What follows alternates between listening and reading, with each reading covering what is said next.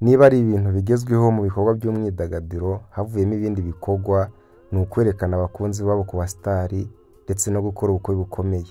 Kaba bagerageje kubikora Meddy, The Ben ndetse n'abandi batandukanye. Abakunzi rero barushaho kutwereka ibikorwa byabo ndetse no kutwereka abakunzi babo, ni kimwe mu bintu bituma abafana babo barushaho kuba babakurikirana ku buryo butandukanye cyangwa se ku buryo bwihuse cyane, bakarushaho kuba bakundwa. Ko bagenda bagira abafana benshi batandukanye niko abafana bagenda barushaho kuba bajya impaka bakavuga ati ese ninde ufite umugore mwiza kurusha abandi. Niyo mpamvu rero muri iki kiganiro twaguteguriye abasitari 10 bafite abakobwa beza cyangwa se bafite abagore beza bahebeye imitima y'abafana. Ku rundi ruhande rero ntibivuze uru rutonde yuko ari intakuka, wowe ushobora gufata uwa mbere ukaba wamugira ku mwanya wa mbere cyangwa se ugafata umwanya wa 9 ukaba wamugira umwanya wa mbere. Ubwo rero iyi liste ntikubuze kuba wafata umwanya wa mbere cyangwa se umwanya wa mbere ngo umugire wa kangahe, ahubwo wowe uwa mbere umugire ushaka, cyangwa se niyo mpamvu ntakeneye kugira ngo mvuge ngo uwa mbere ni uwuhe cyangwa se uwa nyuma ni uwuhe. Reka rero turebere hamwe umwanya tugiye kuba twabanziriza hamwe. Ku mwanya tugiye kuba twarebera hamwe ariho banjiriza abandi turasanga Ngabo Medard wamenyekanye mu ndirimbo zitandukanye harimo Igipimo ndetse n'izindi ndirimbo zitandukanye, ndetse umugore we akaba ari Mimi Hifra, akaba ari umunyetiyopiya ufite igikundiro kidasanzwe. No twasanze kuri uyu mwanya. Umwanya ukurikira turasanga Miss Naomi wamenyekanye nka Miss Rwanda 2020 uherutse gushaka no bita Michelle Mikael. Rero no twasanze kuri umwanya wo Michelle Mikael cyangwa se Miss Naomi wa ubukwe bwatwashwe n'abantu benshi b'ingeri zose n'abantu benshi batandukanye, ndetse bwishimiwe n'abantu batari bake kuri social media n'izindi platform zitandukanye. Niwe twasanze kuri uyu mwanya. Miss Naomi rero uherutse gushakana na Mikael, ubukwe bwe bwatwashwe n'abantu batandukanye cyangwa se bwizihiwe n'abantu benshi, ufite umugabo udasanzwe cyangwa se umugabo wakunzwe n'abantu benshi batandukanye, haba kuri YouTube, TikTok, Instagram ndetse n'ahandi hatandukanye. Twasanze rero ko ari uyu mwanya nawe mu bafite abagore beza cyangwa se mu bafite inseko nziza zitandukanye, Mr. Naomi nawe azamo. Mr. Naomi rero nawe ni umwe mu bakobwa beza bitonda, bafite ubwiza budasanzwe ndetse azwiho ku nseko nziza zuje ubumwe, kandi n'umugabo we nawe nuko. Niwe twasanze kuri uyu mwanya. Rero reka turebere hamwe abandi bantu. Reka tubanze twakira abantu basha. Niba ari ubwa mbere ugeze hano kuri channel y'Uwiragiye Dany, kanda subscribe ufungure inzogera kugira ngo atazagira video n'imwe igucika iturutse hano. Hari igitekerezo, inyunganizi, wibuke kuzishira hasi muri comment. Iyi video nigira ikikumarira ushyira muri comment. Umwanya ukurikira turahasanga Uwikiza Pamela washakanye na The Ben.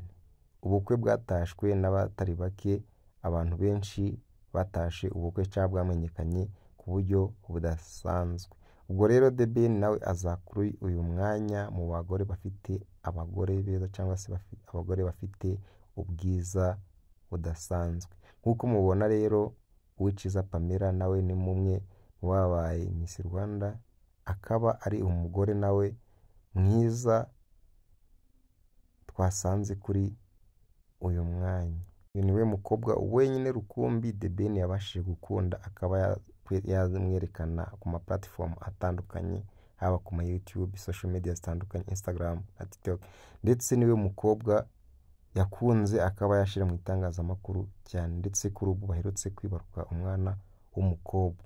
The Ben rero niwe twasanze kuri uyu mwanya n'umugore we Uwikiza Pamela baherutse kuba bakwibaruka. Niwe twasanze kuri uyu mwanya. Reka tugende tube twarebera hamwe abandi basitari batandukanye bafite abagore beza kurusha abandi. Ese iyi myanya mumaze kubona musanze bayikwiye? Reka turebere abandi batandukanye.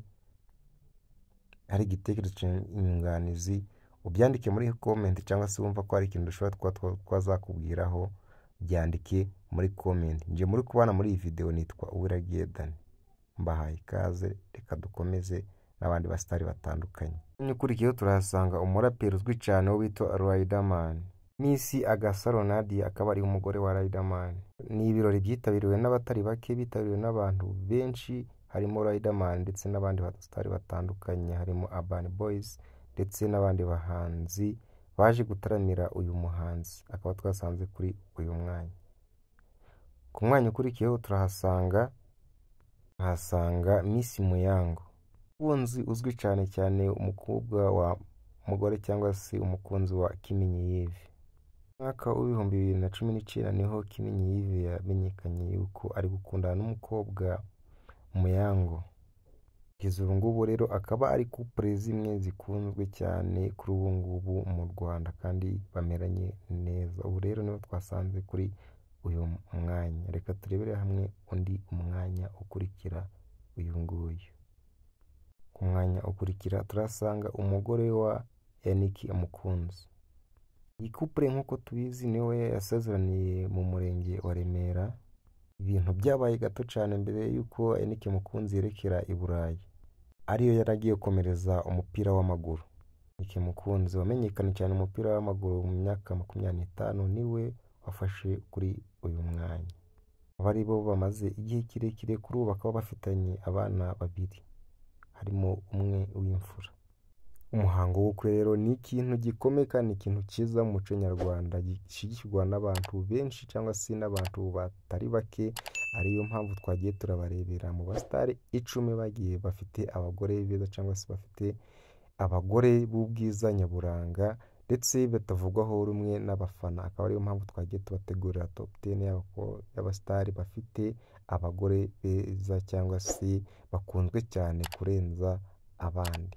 Tugiye kuba twarebera hamwe rero abandi batandukanye bafite abagore beza n'uko badasanzwe bazi cyane, batari bamenyekana ku buryo bw'iri cyangwa se ku buryo bwo hejuru, ariko nabo bafite abagore beza bahiga abandi mu bwiza Imana yabaremanye, bafite makeup karemano. Nibo tugiye kuba twarebera hamwe.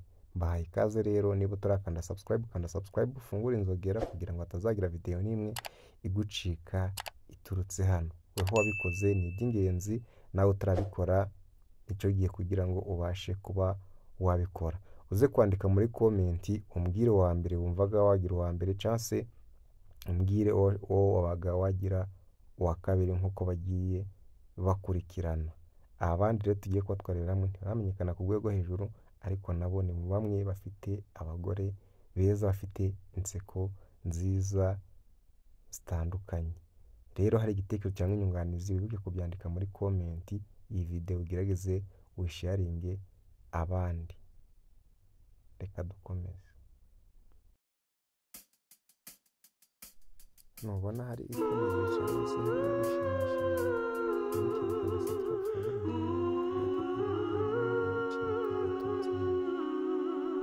ngewe turi kumwe kandi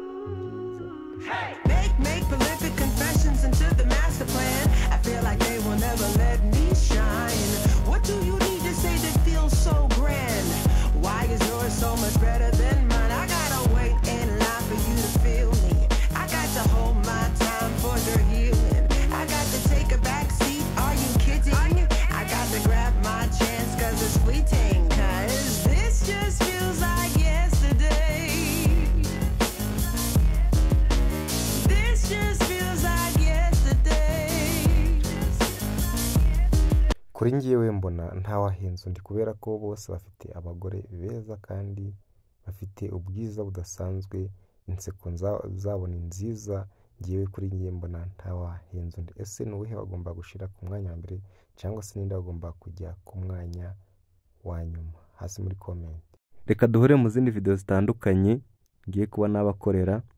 Igitekerezo n'inyunganizi turabyemera. Hariyo video wumva twakubwiraho cyangwa se hariyo harabutabonyemo, uze kuba tubwiye tuzabakubwira muri video ikurikira iyi turi buze gukora. Rero reka duhure mu zindi video. Hasta vista. Ngewe Yaruwiragiye Dani nakagaruka ndasaba kugira ngo n'ibyo bikomeze kwasohoka uze kubona abantu bakwiye yakire